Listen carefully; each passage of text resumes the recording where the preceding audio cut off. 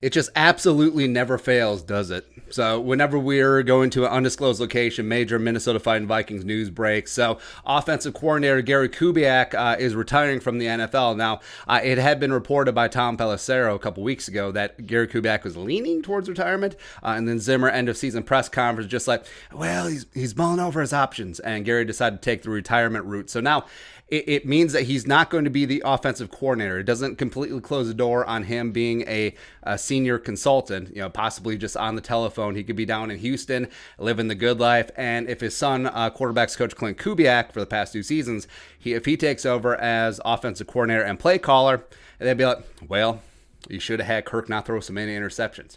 Click. Or you should have had the offensive line block better. Give me Dennison on the phone. Click. So I think that it's probably still likely that they keep it in-house. Zimmer talked about wanting continuity, and I think that Clint Kubiak has put in the work, he's never called plays before. Where do you think play callers come from, man? They work their way up as a position coach, and eventually they get their job as an offensive play caller. So I think that's the route that they go down. If I was betting, I'd say like 80% it's in-house. Now, part of that could be Clint Kubiak. Part of that could be Rick Dennison, who does have experience as an offensive play caller the first season with the Bills in the Sean McDermott regime. But no, I mean, I don't even want Dennison as an offensive line coach, let alone offensive coordinator. But I digress there. And the Vikings, if they want to go the young Wunderkind route, Clint Kubiak is the way to go. He's been the quarterbacks coach for the last 2 years. Kirk Cousins played some phenomenal football, minus the first 6 weeks of the 2020 season. So I think that that is the betting favorite at this point. But outside candidates, I mean, Hugh Jackson, Jake Gruden have experience with Zimmer from their Cincinnati days, of course.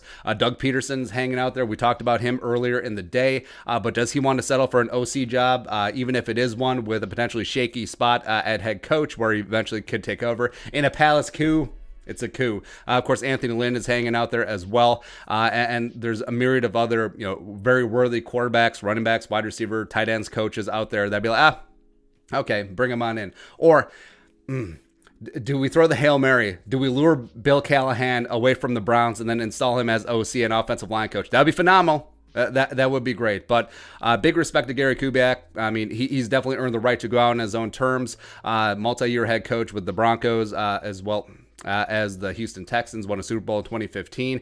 Gary Kubiak won a Super Bowl. And he got Peyton Manning to run from under center, which is just insane. But this is it.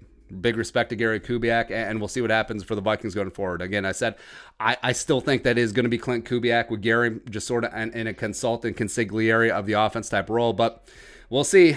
Always drama, always something new with the Vikings, isn't it? But your thoughts, Gary Kubiak retiring? Let us know in the comment section below. Subscribe for daily Vikings takes. Want to support that work? Pull some on the Venmo. But until next time, Skull Production Value.